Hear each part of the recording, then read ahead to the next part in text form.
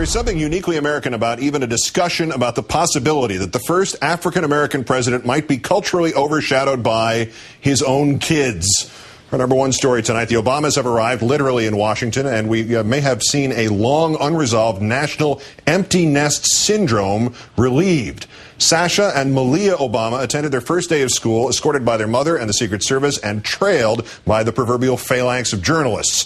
The Obama Transition Office released 3 pictures of 7-year-old Sasha and 10-year-old Malia preparing for their day. But as Michelle Obama accompanied her daughters to different campuses of Sidwell Friends School, the Associated Press, or the journalists, obviously followed, and the Associated Press breathlessly described Sasha's backpack, quoting, "a trans by Jansport, pink, magenta, and gray." The Obamas are staying at a suite in the Hay Adams Hotel until January 15th when they move to Blair House, 5 days later, of course, to the White House, with renewed speculation that the question of the dog might be settled with 2 dogs, one from a rescue shelter and then another purebred to satisfy Malia's allergy issues, perhaps, we hope. A pleasure to be joined now by NBC News presidential historian Michael Beschloss. Good evening, Michael. Hi, Keith. How are you doing? Very well, sir. Thank you for being with us. Happy New Year. To you, too. Let's begin by summing this all up. Does this all owe to some sort of national hunger to see preteen kids in the White House? I think it probably does. You know, go back to the Kennedy period. It certainly worked for JFK to come into the White House with a baby, John Jr., who was under 2 months, and Caroline, who has since gone on to other things in New York politics, who was 3 years old. And, you know, if you want to get historical about it, Keith, there's this idea of hostage to fortune.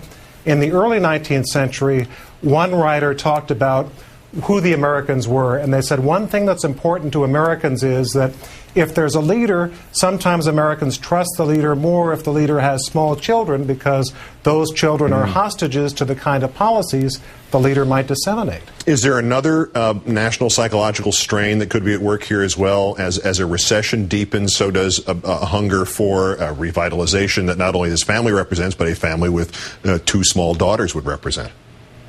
I think that's right. And, you know, go back to 1960 when John Kennedy came in. John Kennedy, with those young children, was succeeding Dwight Eisenhower, who had 4 grandchildren. The oldest was 12 years old.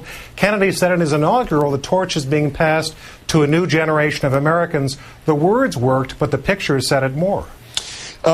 Despite the president-elect's obvious substance, will this also be necessarily, because of those kids, because of the photogenic nature of the entire family, without any encouragement certainly from anybody in the family, will this turn out to be a paparazzi kind of presidency?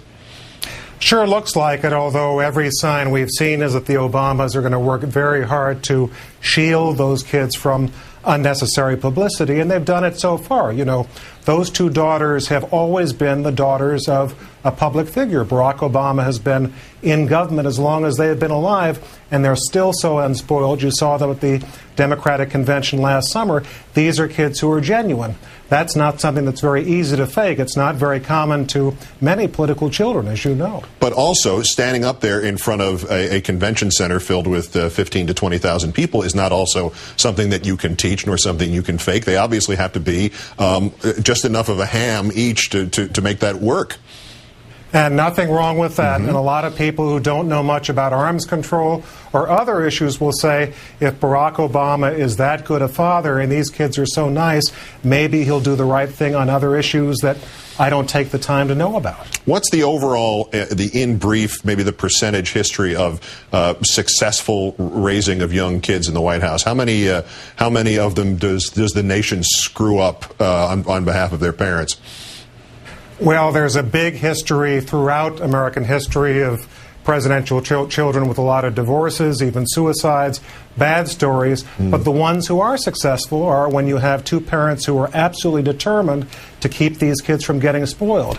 Jackie Kennedy felt so strongly that way that she didn't even send Caroline to a local school. She had a school on the 3rd floor of the White House. And the interesting thing is that the 2nd year of that school, it was a big deal at the time. That school was integrated. First black child. It was an African-American child of the assistant press secretary. Jackie Kennedy came and greeted him apparently on the first day. The story is told that he came home and told his mother, Mrs. Kennedy said hello to me by name. And his mother said, "How did she know it was you?" And he said, "She knew that I was the one in the blue shirt." and last point, Michael, the dog. Is this a painless national obsession? Doesn't hurt a president, but sometimes doesn't work. You remember Lyndon Johnson pulled his dog's ears, they yelped. He said the dog enjoyed it. People wrote and said he was a sadist. His vice president, Hubert Humphrey, was asked, "What's your relationship with Johnson like?" And Humphrey went like this. Michael Beschloss, presidential historian for NBC News. It's always a pleasure to speak with you, sir. Thanks for your time. Great to see you, Keith. Be well. That's Countdown for this, the 2067th day since the declaration of mission accomplished in Iraq. I'm Keith Olbermann. Good night and good luck.